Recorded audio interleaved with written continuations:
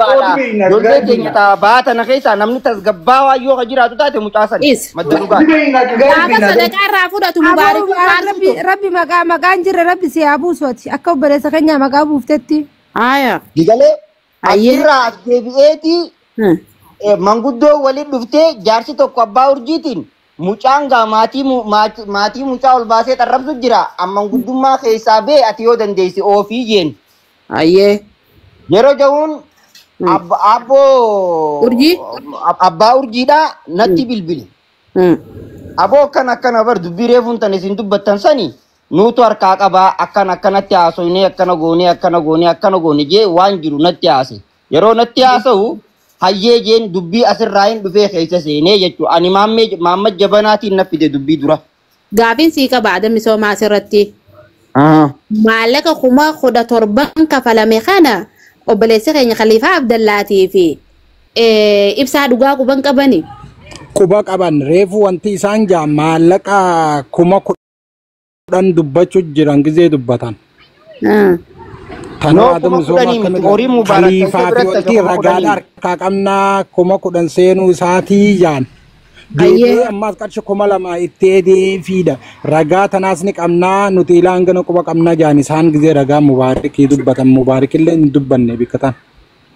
Yoon kala ta'u. Duuba maala akkas taatu zulmii irra jira Mubaarak musammaadha namni dureenis qoyse Harargeedha. Adaba godhachuu qaba. Ammoo waan Mubaarak musammaadha maatii san dhiisuudha qaba. Maatiin san maatii nagaya qabdu maatii akka Oromootti nagaya qaba. Raabuudha qaba maatii san irraa. Maatii qofalle oduu taane Harargee guutuma qaballeessu jiran yeroo inni mana banatee ilma Harargeeti jee hunda Harargee arrabsu jiranii nurraa dhaabbatu qaban. Maal jaanii inni beektaa namni gartee Harargeetti hin tannin. mucaa tokko jira mucaa eenyu jimmaati si maqaan isaa maqaa Amaaraa qaba maqaa Amaaraa yaadadhu. Masiinee Jimmaa janiin masaarakuu Oromoodha saamee fide maaliif deebiftaa fi janiin laal maqaa Jimmaa qaba garuu maqaa Amaaraa qaba warra Jimmaati. Assalamu alaikum. Mucaan akkas jeesisee nurraa dhiisii jeeni waan san godhe kanaaf Mubaarak obboleessa keenya dhiisu namni horii guddaa kana dhabee taa'u jira. Obbolee mucarraa keessaafuu maatii fi jaartirraa gabbuu danda'u qaba hatta mataa isarraa. Bareedu falmataa keenya ollaa jedhaan gabbu'a. Ijoolleen Harargee jettee inni Harargee jee as gubbaa taa'ee arrabsu kuni nama guyyatti leenca 2-3 isaa kan yoo gumaa taatees hafaltee jirti Harargeen. Adam godok carra. Adam inaarin obsi. Dhiisii jaan dubbadu karaanis galatoma Rabbi nu baas. Galatoma ya boleh sebenarnya sultan.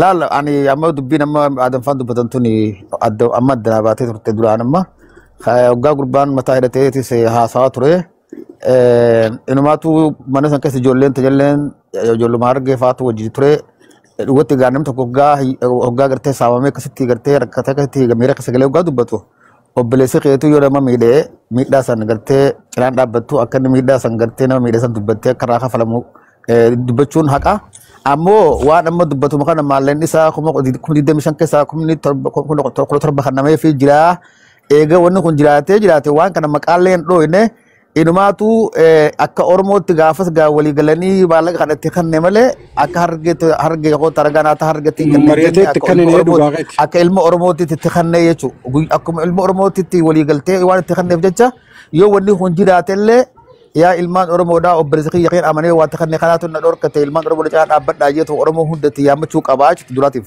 amma inumaatu hisa bira kutee hoggaa dubbatan micoon takka seentee gurbaan tokko seenee uummata Harargeedhaa uummata kanaatii waan akkanaa jennaan tokko Harargee hunda maqaan dhayini namni tokko badaani qaba isa bichirratti xiyyeeffannee inni kamaala kana kafalu goonaa jettee dubbatte micoon sanii amma sani gaa kabiraa akkas jennaan inni mataan isaa kajoote isallee miti innillee kan maallaqa na nyaate osoo hin ta'in warri itti madde hundi maqaa lakkaayati isaan hundinuu Harargeedha je isaan hundinuu Harargeedha warri madde isaan hundinuu dubbite lafa kaayaniiti achumaanuu ilaan gammaatti na callisanii tanaafi Harargeen dubbatamtii je Harargee gaa mareeteen kenninee fi waan kana gaa akkas jiru manguddoon amma inni gartee itti matee dubbii lafa keessees gaa lakkaayee ture maqaa lakkaayee ture maallaqa Adam misoomaa himu kun eega kafalamee fi hangi xiqqaan gartee afadhuu jedhanii itti himan eega jiraate ani waan kana wanni natti mul'ata ummatuma keenya hargee kana gartee katakummaa fi jaalala uumee atakaaroo dur tokko if jidduudha baasee Lakki wallaa kana wallahi billahi yoo kastaa gurbaa kana dubbii tana bilchaa gartee nu jiddu darbanii qara dulaalchisanii akka nuti gartee walirratti bobbaan godhu malee maqaa kutaatii fi maqaa